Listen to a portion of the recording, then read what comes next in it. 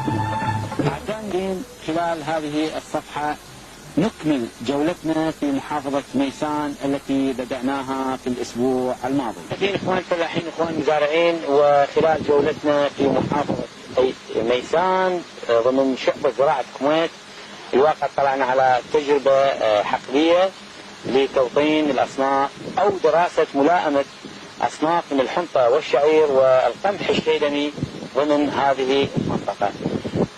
الأخ المهندس الزراعي الاسم الكريم محمد الشيا صبار.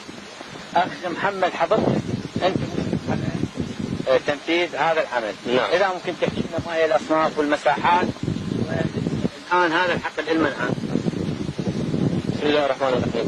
ومن توجيهات وزارة الزراعة وتحت إشراف الهيئة العامة للحقوق الزراعية زراعة توطين أصناف جديدة من محاصيل الحبوب. تم زراعة 13 صنف في منطقة زراعة كويت في الحقل العائد للمزارع الرائد صبيح مدير سعد. توزعت هذه الأصناف بواقع 2 دونم لكل صنف. إجمالي المساحة 26 دونم. تم إجراء كافة العمليات الزراعية من حراثة وتنعيم وتسوية وفق الطرق الحديثة. كمية البذور كانت داخل 30 كيلوغرام بالدونم بالنسبة للحنطة والشعير.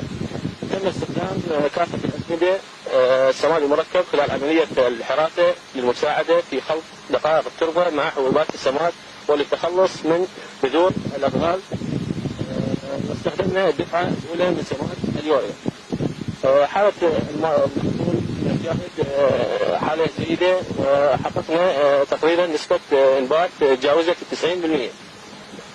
طيب الأصناف اللي زرعتوها؟ أصناف الحنطة التموز 2 وتموز 3 والشيلمي 131 إباء 95 إباء 99 ومكسبات ولطيفية.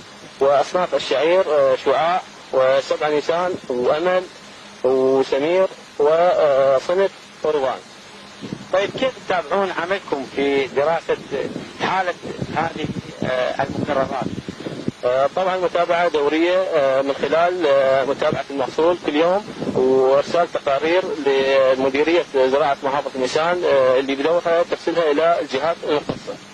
المهندس الزراعي محمد الشيا، سؤال اخير، ما هي الملاحظات اللي تجمعت عند حضرتك عن الاصناف المزروعة او المحاصيل وملائمتها او نجاحها لحد الان؟ مثل ما ذكرت نسبة الانبات تكاد تكون جيدة في كل الاصناف، لكن نلاحظ تفوق واضح لمحصول القمح الشيلمي.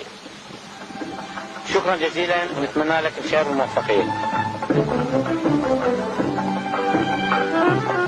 اخواني الفلاحين، اخواني المزارعين، من المعلوم ان مؤشرات ايجابية قد حصلت في إنتاج محصول القطن كما ونوعا خلال الموسم الماضي. وزارة الزراعة وضعت خطة لتنفيذ زراعة